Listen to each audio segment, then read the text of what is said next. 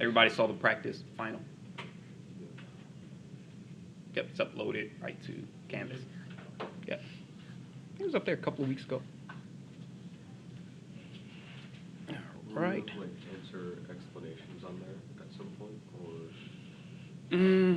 I want to say they told me how many would be multiple choice, and some are you have to actually show everything. I think it's like 15 multiple choice and so many like 5 or 7 we have to actually fill it in. I can double like check. for the practice exam. Over the practice. Will there be one that has like a answer explanations? Usually it's just an answer. usually it's just the key. Oh yeah, that's just the last key page. for that one. Yeah. So There's no, with like, most of them, I worked out think you can probably go through a lot of the homework problems and see similar problems like that. Yeah, they just give you it's A, B, C, or whatever. All right, so today we're going to kind of tip back into the McLaurin series. Well, Taylor and McLaurin series. Okay, so just a reminder that the Taylor series is the sum from n equals 0 to infinity of the nth derivative at c over n factorial times x minus c to the nth power. Or if we stretch it out, it's f of c plus f prime of c over 1 factorial times x minus c plus f double prime of c over 2 factorial times x minus c squared, and it keeps on going and going and going. Now our McLaurin series is just making c equals 0.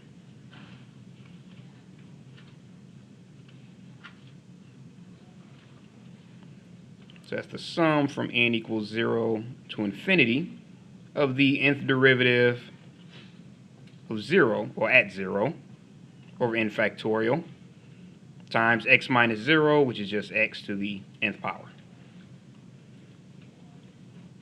which just becomes f of 0 plus f prime of 0 times x plus f double prime of 0 over 2 factorial times x squared plus the third derivative at 0 over 3 factorial times x to the third, and so forth and so on and so on.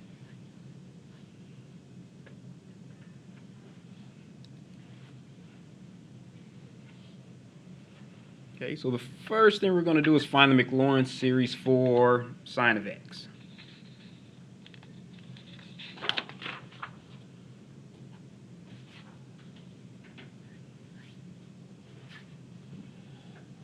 Leave that up for a few seconds.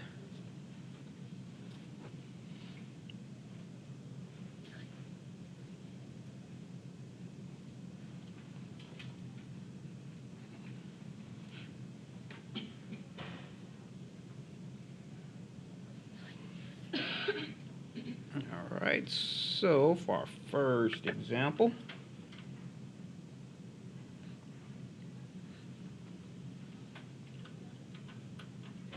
find the McLaurin series for f of x equals sine of x.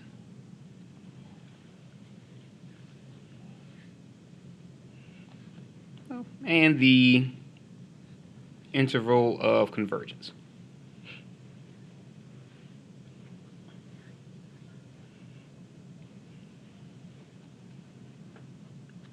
Okay, so the first thing we need are a couple of terms.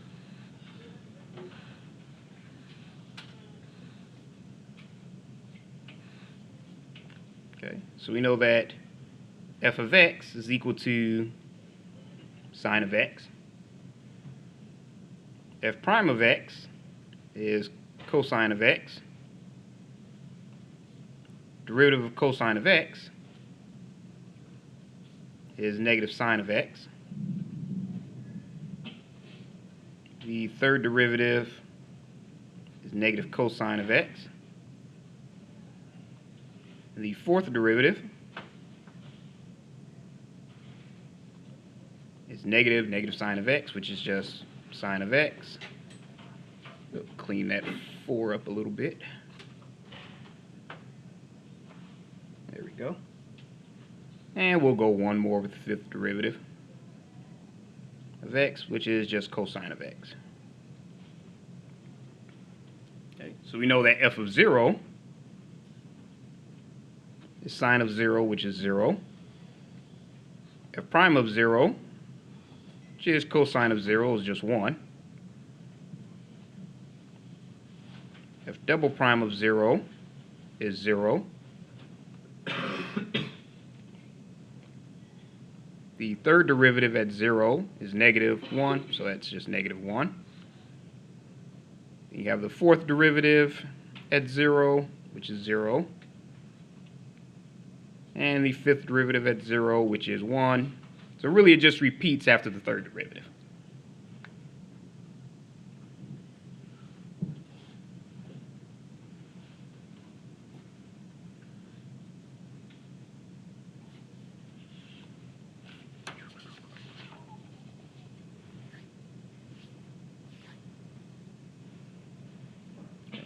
So we know the Maclaurin series, just to recap, the sum from n equals 0 to infinity.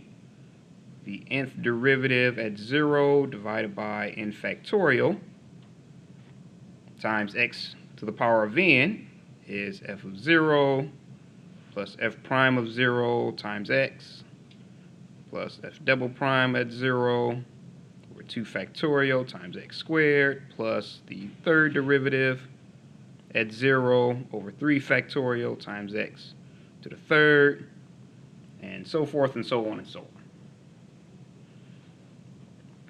Okay, so we know our f of 0 is equal to 0. Our f prime of 0 is 1, so that's 1 times x. F double prime of 0 is just 0 over 2 factorial times x squared, plus f double f to the third prime of 0 is negative 1. Well, actually, I can just make that plus negative 1 to the third over 3 factorial, plus the fourth derivative, which is, -1 to the third? oh, Just negative yep, 1 x to the third. to the third. Yep, thank you. So once you, The negative 1 isn't even to the third, is it? Why do you have negative 1 over 3 factorial? because that's your f double prime of 0. I mean, f to the, oh, You I know, see the what you're saying. cubed part. That's Yeah, what- okay, oh, okay, I see what you're saying. Okay. Yep, I meant to put it there, but kind of jumped around. All right, so we have our third, well, we already did our third, so we're here, 1, 2, 3, 4, so that's to the third. So to the fourth would be our 0 over 4 factorial times x to the fourth, plus 1 over 5 factorial times x to the fifth, and so forth and so on and so on. Okay, so if you notice, all of the evens will just disappear. You always have a numerator of 0 on your evens. So that would just equal x minus x to the third over 3 factorial plus x to the fifth over 5 factorial minus x to the seventh over 7 factorial plus, and it keeps on going and going and going to where you end up with the sum from n equals 0 to infinity of negative 1 to the nth power. Your numerators are all odd. This is just x to the first over 1. So you have x to the 2n plus 1 over, all of your numerators are 2n plus 1 factorial.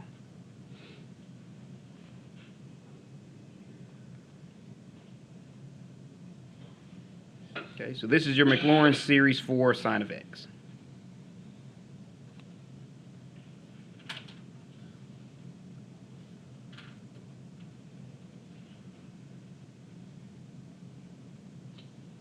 Or f of x equals sine of x.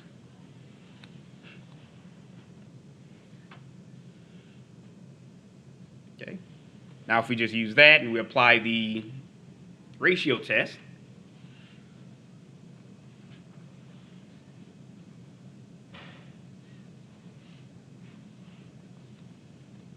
which is the limit of the absolute value of a sub n plus 1 over a sub n, as n approaches infinity, we can just ignore the negative 1 because it's absolute value.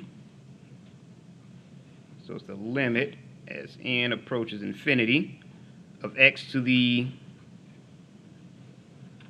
instead of 2n plus 1, is 2 times n plus 1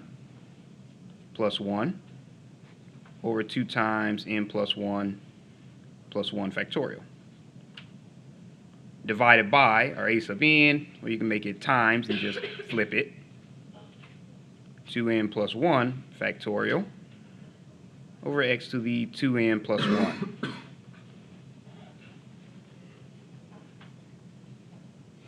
Okay. So here, if we distribute our 2, we get 2n plus 2 plus 1, so we get 2n plus 3. So that's going to equal the limit as n approaches infinity.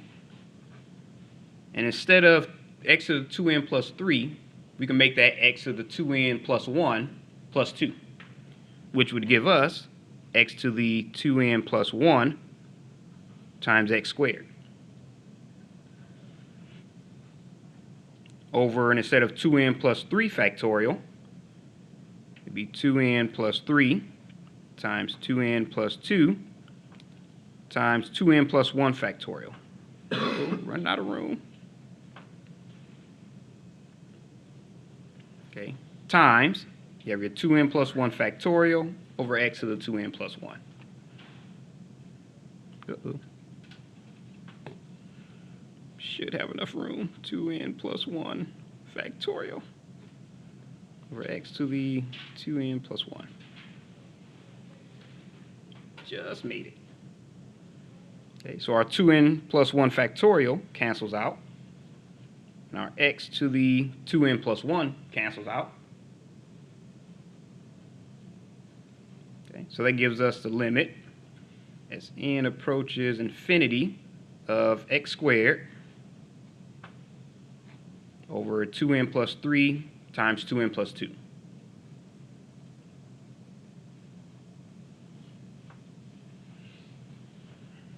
Okay, so we can get our absolute value of x and just, well, x squared, just bring that out to the front.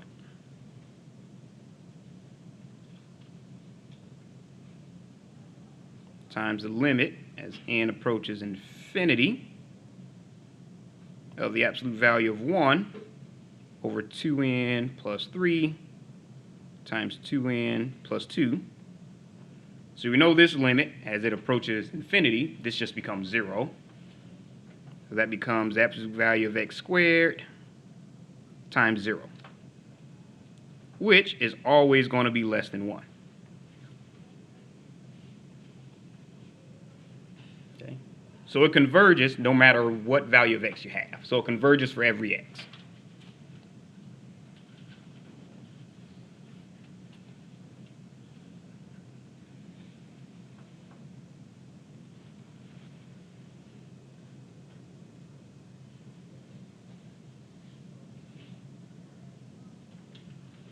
All right, so any questions on that one? Yes.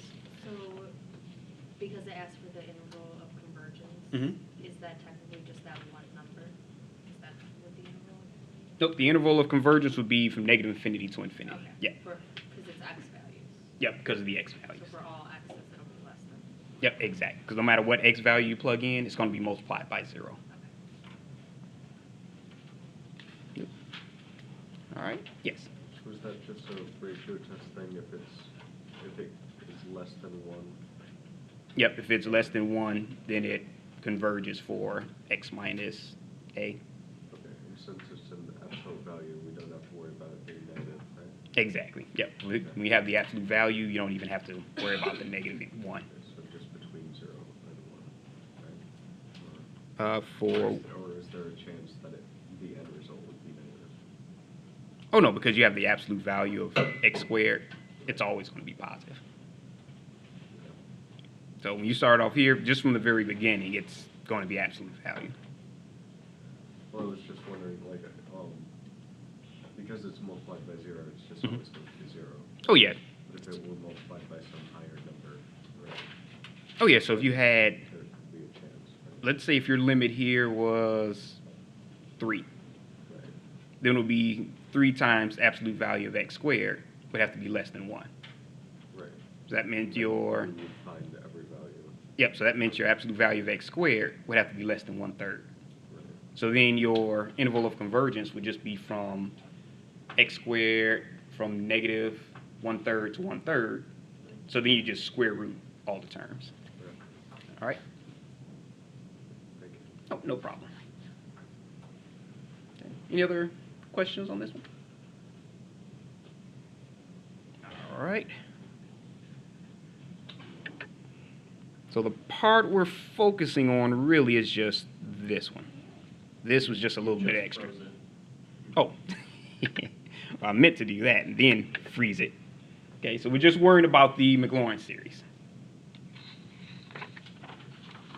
Yep.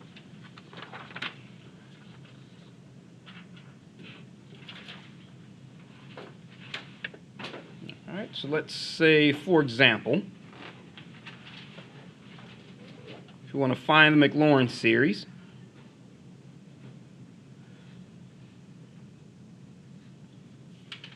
for f of x equals sine of x squared.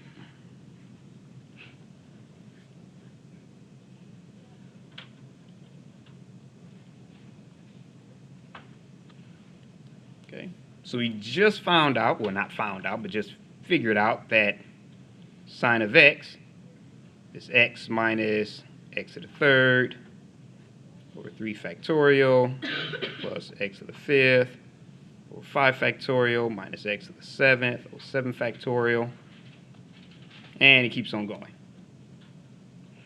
So that means our sine of x squared, actually that should have been, I don't know, I guess I miswrote the problem.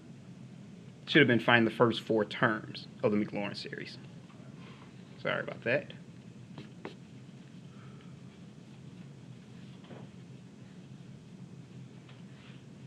First 4 non-zero terms.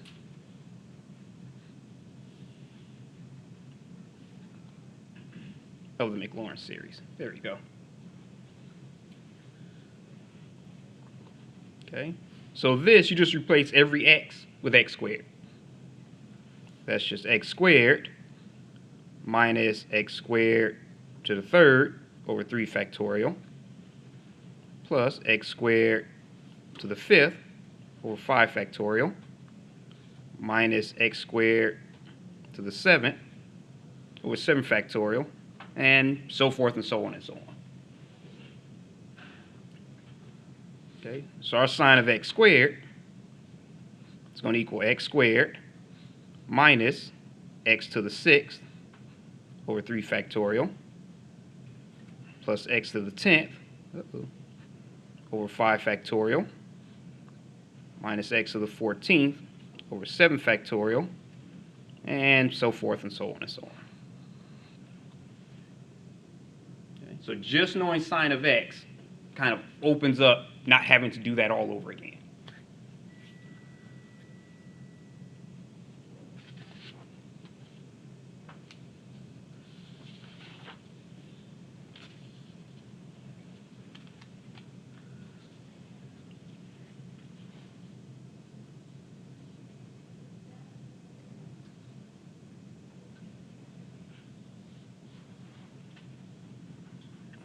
All right.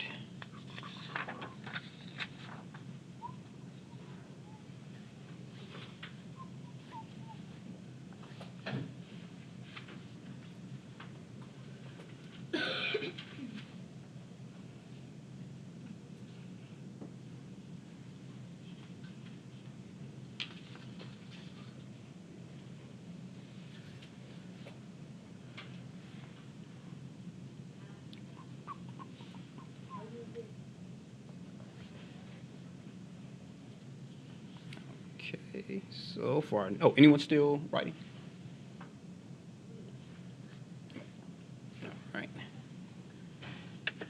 So for our next example,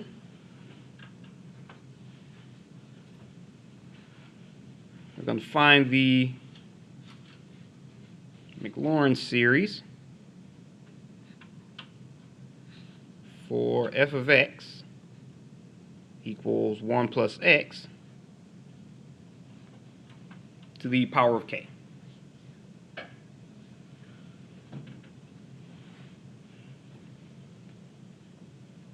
Alright, so we're going to do just what we did before. We're going to find our f of x, our f prime of x, all of our derivatives, and our derivatives at 0.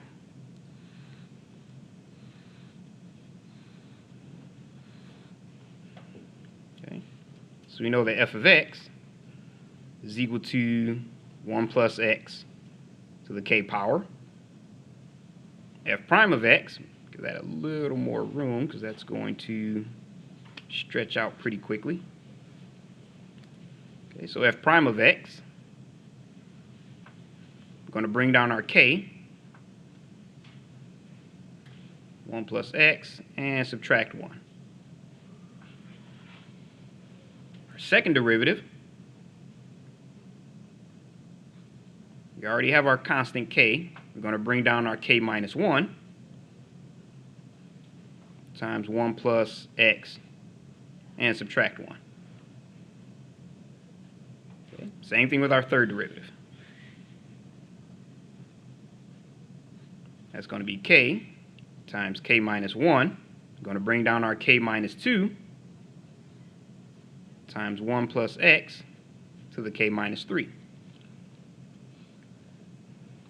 And it keeps on going and going and going till eventually your nth derivative is just going to equal k times k minus 1 times k minus 2 times k minus 3 all the way to some k minus n plus 1 until you get to your 1 plus x to the k minus n.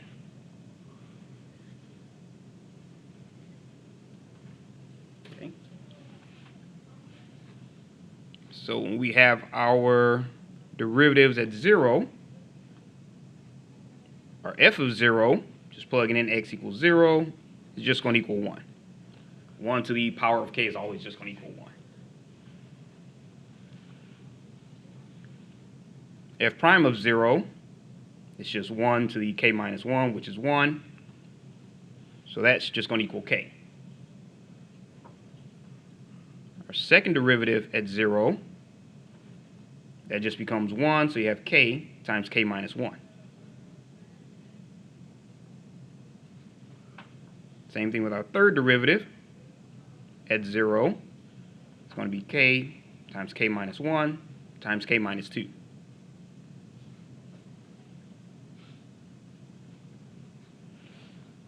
And it keeps on going. And we're going to put that underneath it. So we know our nth derivative at 0 is just going to equal k times k minus 1 times k minus 2, all the way to just some k minus n plus 1. Oh, forgot my parenthesis there. Okay, so this is your Maclaurin series. Okay, and I'll write this over here.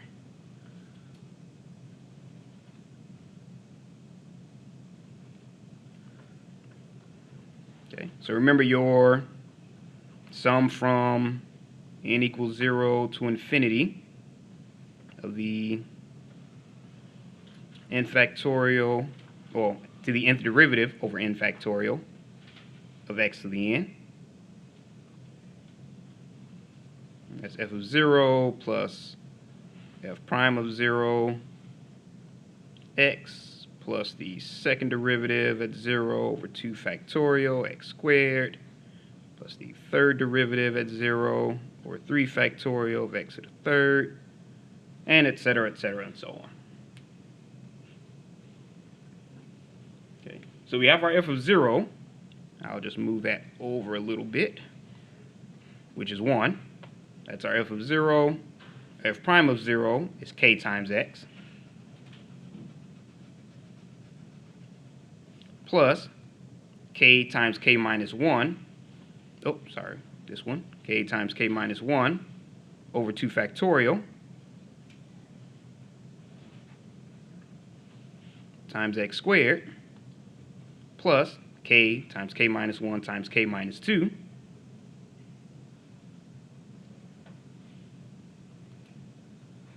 over 3 factorial times x to the third, and et cetera, and so on.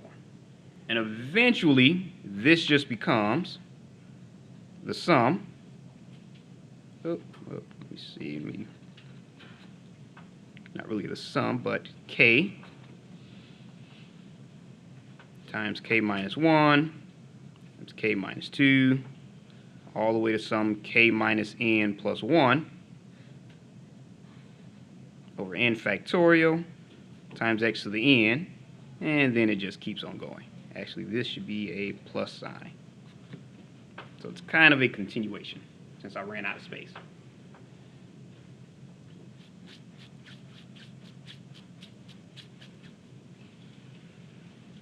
All right, and actually what I am going to hand out are some of the common Taylor series.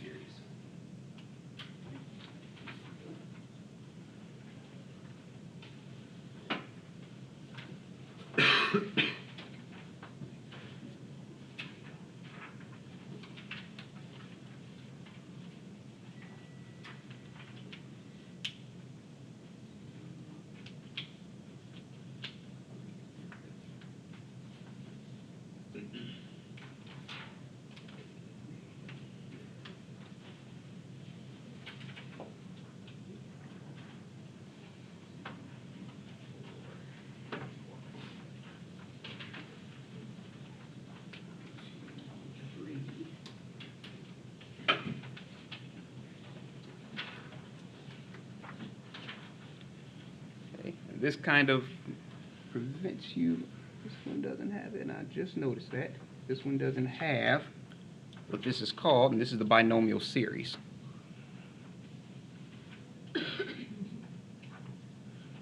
I'll actually upload a copy that has the binomial series on it.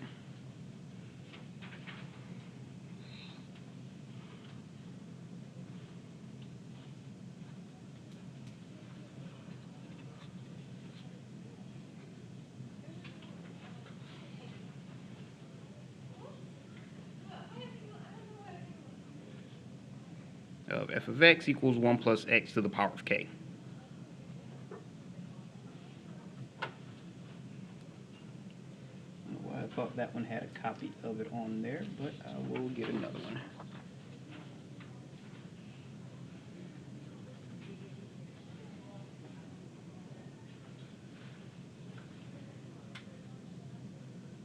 K is just some constant, right? Yep, k is some constant.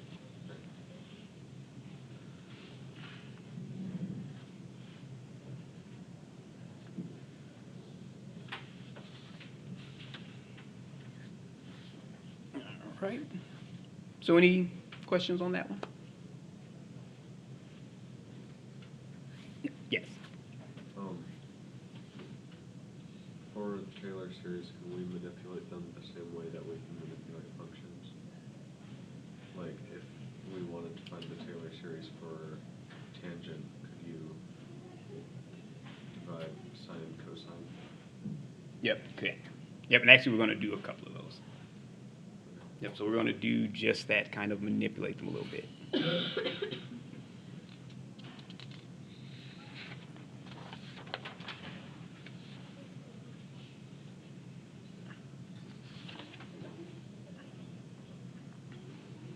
All right, so we'll go ahead and restart.